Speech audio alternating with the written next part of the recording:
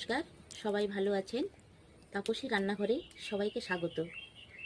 আজকে আমি কুমড়ো ডাঁটা, আলু, বেগুন, ডালের চচ্চড়ি করব। তো কালকে খুব বৃষ্টি হচ্ছিল, তাই কেন যে বাজারে যেতে পারি না, তাই আমার হাতে লাগানো কুমড়ো ডাঁটা, বেগুন এইগুলো দিয়েই আজকে রান্নাটা করব। আর একটু আলুর বড়া করব। তো দেখুন কিভাবে করছি। আর সবাই একটু আমাকে সাবস্ক্রাইব করবেন।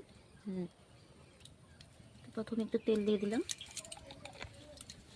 তো তেলটা গরম হয়ে গেছে, তেলের মধ্যে আলু, বেগুন, ডাঁটা সবই দিয়ে দিলাম একসঙ্গে।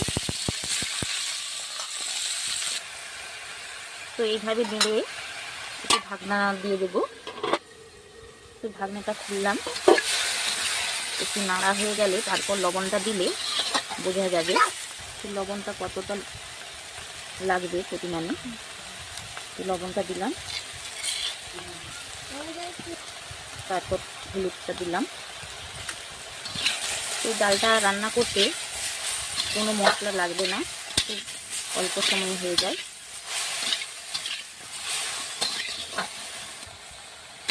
তো অনেকেই এইভাবে প্রথমে আলু আর এই ডাঁটাটা নেড়ে তুলে রেখে তারপর ডাল সিদ্ধ করেও দিতে পারেন।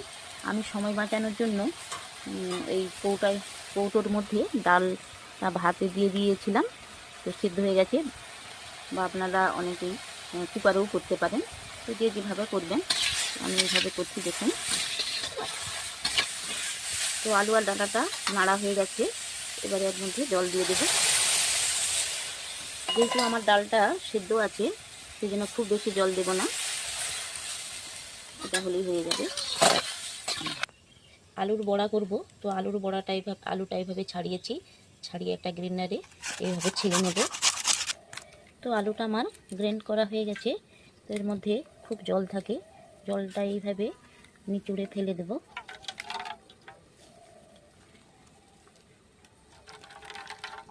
তো ঢাকনাটা খুলে দেখবো আলুটা সিদ্ধ হয়েছে কিনা।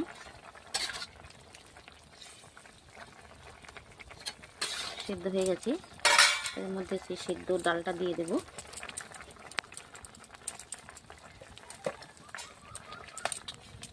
ওটা হয়ে গেছে, এবারে নামিয়ে একটু সমড়ে নেব।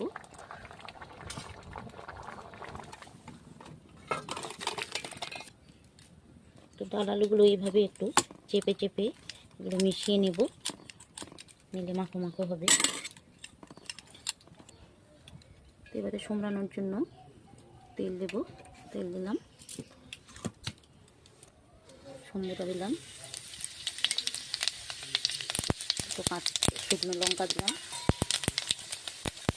এগুলো হয়ে গেছে। এর মধ্যে পেঁয়াজ কুচি দিয়ে দেবো। আর কিছু লাগবে না মশলা। হয়ে গেছে। এর মধ্যে ডালটা দিয়ে দেব। ঢাকনা দিয়ে দেবো। তো ঢাকনাটা খুললাম, আমার ডালটা হয়েই গেছে। তো এই ডাল মুসুর ডাল দিয়ে, মুগ ডাল দিয়ে হয়, মুগ ডাল দিয়ে খুব ভালো হয়। চেখে নেব লবণটা কেমন হয়েছে। এর মধ্যে একটু বাতাসা দিয়ে দিলাম, একটু মিষ্টি মিষ্টি হলে ভালো লাগবে। হয়ে গেছে পুরোপুরি, কোনো মশলা বাটার ঝামেলা নেই, হয়ে গেল। তো আপনারাও এভাবে বাড়িতে চেষ্টা করবেন বানানোর, বানিয়ে একবার হলো খেয়ে দেখবেন, খুব ভালো লাগবে। তো এইভাবে গ্রাইন্ড করে রেখেছি, এগুলো মিক্সিতে বেটে নিতেও পারেন। তো প্রথমে লবণ দিয়ে দেবো স্বাদ মতো, অল্প হলুদ দিয়ে দিলাম, একটু গোটা জিরে দিয়ে দিলাম,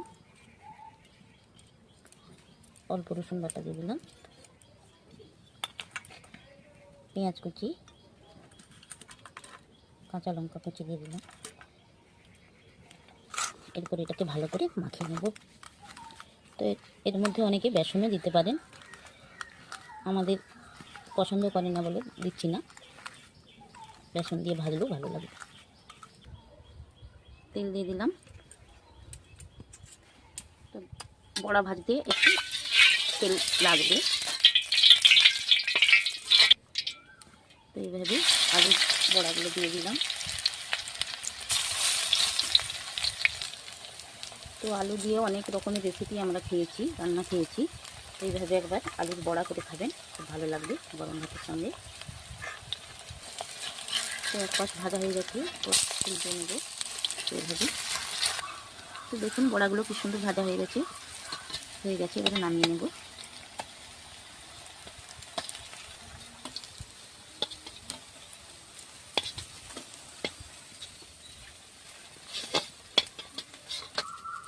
তো দেখুন বড়া ভাজাটা কত সুন্দর হয়ে গেছে।